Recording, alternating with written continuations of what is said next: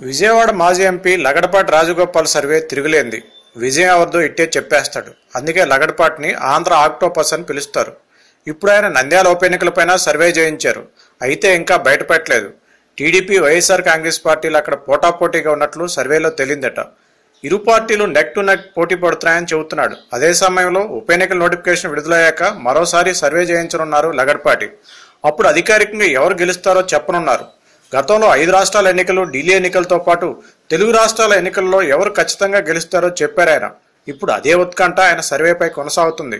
ఇప్పుడు ఆయన రాజకీయాల్లో లేరు. ఏ పార్టీకి అనుకూలంగా, వ్యతిరేకంగా వ్యవహరించేటువంటి పరిస్థితి లేదు.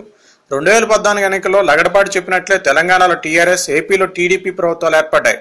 రాజకీయాల్లో ఉన్నా లేకున్నా ఎన్నికల మాట వినిపిస్తే చాలు లగడపాటి తన సర్వేలతో అందరి దృష్టి ఆకర్షిస్తాడు. ఇప్పుడు నంద్యాలలో టీడీపీ గెలుపు పక్కా అని ఆయన చెప్పారంటున్నారు. కాదు వైసీపీయే గెలుస్తుందని చెప్పారనే వాదన లేకపోలేదు. సోషల్ మీడియాలో ఈ 2 వాదనలు వస్తున్నాయి. అధికారికంగా ఆయన ఇంకా ఏ విషయం చెప్పలేదు.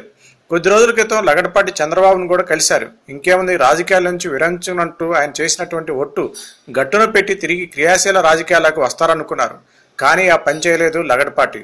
తాను చేయించిన సర్వే వివరాలను లగడపాటి టీడీపీ వర్గాలకు ఇప్పటికే చేరవేశారంటున్నారు. భూమా కుటుంబంపై ఉన్న సానుభూతి టీడీపీకి లాభమని చెప్పారట. మైనార్టీలు టీడీపీ వైపు రావడం కలిసి వస్తున్నా శిల్ప పార్టీ మారటం మైనస్గా చెబుతున్నారట. అలానే గోస్పాడు మండలం ఆలగాడ్ నుంచి వేరుపడి నంద్యాలలో కలవటం టీడీపీ కలిసి వచ్చే అంశమని ప్రస్తావించారట. కానీ అధికార పార్టీ మీద ఉన్నటువంటి వ్యతిరేకత ఎలాంటి పరిణామాలకు దారితీస్తుందో అప్పుడే చెప్పలేమంటున్నారు లగడపాటి. అందుకే ఎవరు గెలిచినా పోరు మాత్రం ఓరాహోరీగా ఉంటుందని సర్వేలో తేలిందట. బైరెడ్డి రాజశేఖర రెడ్డి పోటీ వల్ల టీడీపీకి, కాంగ్రెస్ తన అభ్యర్థి నిలబడటం వల్ల జగన్ పార్టీలు నష్టపోతాయని లగడపాటి సర్వే అంచనా వేసింది.